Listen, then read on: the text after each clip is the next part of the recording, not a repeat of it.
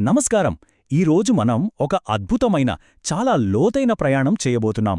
పరికరాన్ని మించి శరీరం, మనసు మరియు ఆత్మను అర్థం చేసుకోవడం. సాధారణంగా మనందరికీ మన గురించి అంతా తెలుసు అనిపిస్తుంది కదా. కానీ నిజంగా మనమంటే ఎవరు? ప్రాచీన జ్ఞానం అలాగే ఆధునిక మనస్తత్వ శాస్త్రం ఈ ప్రశ్నను ఎలా విశ్లేషించాయో ఈరోజు స్పష్టంగా తెలుసుకుందాం. ఈ విశ్లేషణ మన గురించి మనం ఆలోచించే విధానాన్ని పూర్తిగా మార్చేయబోతోంది. ఇంకెందుకు ఆలస్యం, మొదలుపెడదాం. మొదటగా చాలా ఆసక్తికరమైన ఒక మిస్టరీతో కూడిన ప్రశ్నను పరిశీలిద్దాం. అదేంటంటే, రాత్రిపూట మన శరీరం పూర్తిగా విశ్రాంతి తీసుకుంటూ గాఢనిద్రలోకి వెళ్తుంది గదా.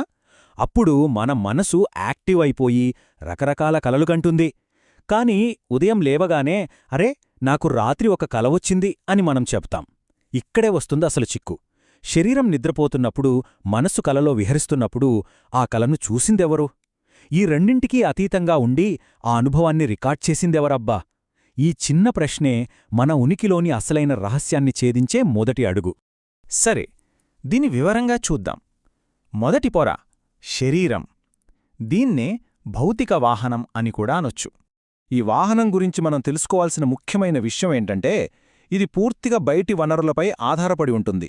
మనం ఈ ప్రపంచంలో తిరగడానికి, పనులు చేయడానికి ఉపయోగపడే ఒక ఇన్స్ట్రుమెంట్ మాత్రమే ఇది. దీనికి ఆహారం కావాలి, నిద్ర కావాలి. ఒక చిన్న జ్వరం వచ్చినా ఈ భౌతిక వాహనం ఎంత వీక్ అయిపోతుందో ప్రత్యేకంగా చెప్పక్కర్లేదు కదా. కాని ఇక్కడ ఒక అద్భుతమైన వాస్తవం ఉందండోయ్. మన శరీరంలోని కణాలు ప్రతి 7 సంవత్సరాలకు దాదాపు పూర్తిగా మారిపోయి ఒక కొత్త శరీరం తయారవుతుందట. అంటే మనం చిన్నప్పుడు ఉన్న శరీరం ఇప్పుడు లేదు. కాని ఒక్కసారి ఆలోచించండి, నేను అనే ఆ ఫీలింగ్ ఎప్పుడైనా మారిందా? అస్సలు లేదు కదా. శరీరం మారుతున్నా నేను అలాగే ఉంది. దీన్ని బట్టి చూస్తే మనం కేవలం ఈ శరీరం మాత్రమే కాదని స్పష్టమవుతోంది. ఇప్పుడు కొంచెం లోపలికి వెళ్దాం. రెండవ పొర మనస్సు. ఇది అచ్చం మన అంతర్గత సాఫ్ట్వేర్ లాంటిదన్నమాట. శరీరం ఒక హార్డ్వేర్ అయితే, మనసు అనేది దాన్ని నడిపించే సాఫ్ట్వేర్. చాలాసార్లు శారీరకంగా ఎలాంటి కష్టమైన పని చెయ్యకపోయినా సరే మనం విపరీతంగా అలసిపోయినట్లు ఫీలవుతుంటాం. గమనించారా? ఆ అలసట శరీరానిది కాదు, లోపల నడుస్తున్న ఈ సాఫ్ట్వేర్ది. మనసు అనే ఈ సాఫ్ట్వేర్ ఎంత రద్దీగా ఉంటుందో చూస్తే ఆశ్చర్యం వేస్తుంది.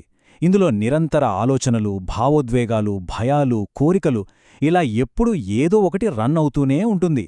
ఎవరైనా ఒక చిన్న నెగిటివ్ కామెంట్ చేస్తే చాలు, శరీరం బాగానే ఉన్నా మనసు ఆ కామెంట్ను పట్టుకుని రోజంతా మూడాఫ్ చేసేస్తుంది. ఈ అంతర్గత సాధనం అంత పవర్ఫుల్. ఇక్కడ మనం అర్థం చేసుకోవాల్సిన అత్యంత కీలకమైన పాయింట్ ఒకటుంది.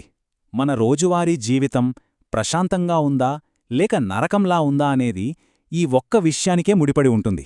మనస్సు గనక ఒక సేవకుడుగా ఉండి మన కంట్రోల్లో ఉంటే జీవితం ఒక అందమైన స్వర్గంలా ఉంటుంది. కాని అదే మనస్సు యజమానిగా మారిపోయి మనల్ని కంట్రోల్ చేయడం మొదలుపెడితే ఇక అదే అసలైన నరకం. అంటే సాఫ్ట్వేర్ను మనం వాడాలి కాని ఆ సాఫ్ట్వేర్ మనల్ని వాడకూడదు. సింపుల్. ఇక మూడవ పొర, అదే మన మూలం, ఆత్మ. దీన్నే గమనించే ఉనికి అని కూడా అంటారు. ఇప్పుడు మనం చూస్తున్న దాంట్లో అత్యంత ఆసక్తికరమైన విషయమేమిటంటే, దీన్ని ఏదో మతపరమైన అంశంగా చూడకుండా ఒక స్వచ్ఛమైన వాస్తవంగా గమనిద్దాం. మనకు ఆలోచనలొస్తున్నాయని మనకే తెలుస్తోంది కదా. ఈ తెలుసుకోవటం లేదా చూడటం చేసేది ఎవరు? మన అసలైన ఉనికిని స్పష్టంగా నిర్వచించడం ఇక్కడే కీలకం. నిజమైన మనమంటే ఈ ఆలోచనలు కాదు, ఈ శరీరం కూడా కాదు. ఈ రెంటిని ఒక సాక్షిలా ఎటువంటి ఒత్తిడి లేకుండా కేవలం గమనిస్తున్న ఉనికి లేదా స్వచ్ఛమైన చైతన్యం మాత్రమే మన నిజమైన స్వభావం. దీన్ని మరింత అందంగా అర్థం చేసుకోవడానికి ఒక అద్భుతమైన పోలికను తీసుకుందాం. ఆకాశం వైపు చూసినప్పుడు మేఘాలు వస్తూ ఉంటాయి, పోతూ ఉంటాయి కదా. మన ఆలోచనలు, భావోద్వేగాలు కూడా ఆ మేఘాల లాంటివే. అవి నిరంతరం మారుతూనే ఉంటాయి. కాని ఆ మేఘాల వెనుక ఉన్న ఆకాశం ఎప్పుడైనా మారుతుందా? అస్సలు మారదు. అది ఎప్పుడూ విశాలంగా, శాశ్వతంగా ఒకేలా ఉంటుంది. మనలోని గమనించే ఈ చైతన్యం ఆ ఆకాశంలాంటిది. అది ఎప్పటికీ మారదు, స్థిరంగా ఉంటుంది. ఇక తరువాతి భాగం ప్రాచీన జ్ఞానం, ఆధునిక స్వేచ్ఛ. ఉపనిషత్తులను రోజువారీ ఒత్తిడికి ఎలా అనుసంధానించవచ్చో చూద్దాం. ఇది ఎలా నిర్మితమైందో ఒకసారి చూద్దాం. ఈ తాత్విక విషయాలు వినడానికి చాలా బావున్నాయి, కాని ఇవి మన రోజువారీ జీవితానికి ఎలా ఉపయోగపడతాయి? వేలాది సంవత్సరాల క్రితమే ఉపనిషత్తులు మన ఉనికిని 3 స్పష్టమైన పొరలుగా విభజించాయి. మొదటిది బయట కనిపించే పొర, అదే శరీరం. రెండవది దాని లోపలుండి నడిపించే అంతర్గత సాధనం, మనస్సు. ఇక వీటన్నిటికంటే లోపలుండేది మన నిజమైన స్వభావం, అదే ఈ ఆత్మ లేదా చైతన్యం. మన దైనందిన సమస్యలన్నీ ఈ 3 పొరల మధ్య ఉన్న గందరగోళం వల్లే వస్తాయని ప్రాచీన జ్ఞానం చెప్తోంది. అందుకే ఉపనిషత్తులు 2 అత్యంత శక్తివంతమైన వాక్యాలను మనకందించాయి: అహం బ్రహ్మాస్మి మరియు తత్వమసి. వినడానికే ఎంతో ప్రశాంతంగా ఉంది కదూ. దీని అర్థమేమిటంటే, మనం ప్రతిక్షణం మారుతున్న ఈ శరీరం కాదు, ఊరికే అలసిపోయే ఆ మనసు అసలే కాదు, మనం నేరుగా ఆ అనంతమైన పరమ చైతన్యం. ఈ పరికరాలకు మనమే యజమానులం. ఈ ఒక్క సత్యాన్ని అర్థం చేసుకోవడం ద్వారా మనం మన పరికరాలకు బానిసలుగా కాకుండా వాటికి కొంచెం దూరంగా నిలబడి ప్రశాంతంగా జీవించవచ్చు. మన ప్రతిరోజూ పడే ఒత్తిడికి అసలైన మందు ఇక్కడే దొరుకుతుంది. అసలు మనకు స్ట్రెస్ ఎందుకొస్తుందో తెలుసా? ఎందుకంటే మనం ఈ శరీరాన్నే నేను అనుకుంటాం. మన ఆలోచనలనే మనమని భ్రమపడతాం. ఎప్పుడైతే ఆలోచనలకు మనకు మధ్య ఉన్న ఆ చిన్న గీతను, ఆ తేడాను గుర్తిస్తామో అప్పుడే అసలైన స్వేచ్ఛ మొదలవుతుంది. ఆ ఆలోచనలను మనలో భాగం చేసుకోకుండా వాటిని కేవలం ఆకాశంలో వెళ్లే మేఘాల్లా గమనించడం మొదలుపెట్టిన మరుక్షణమే మన ఒత్తిడి నెమ్మదిగా కరిగిపోవడం ప్రారంభమవుతుంది. ఇది 100% నిజం. మన శరీరం మనదే.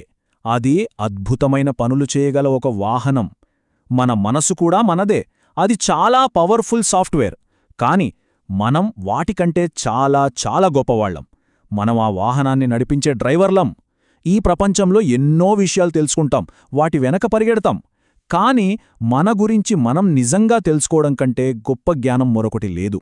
ఈ విశ్లేషణ మన ఉనికి పట్ల ఒక సరికొత్త అవగాహననిచ్చిందని ఆశిస్తున్నాం.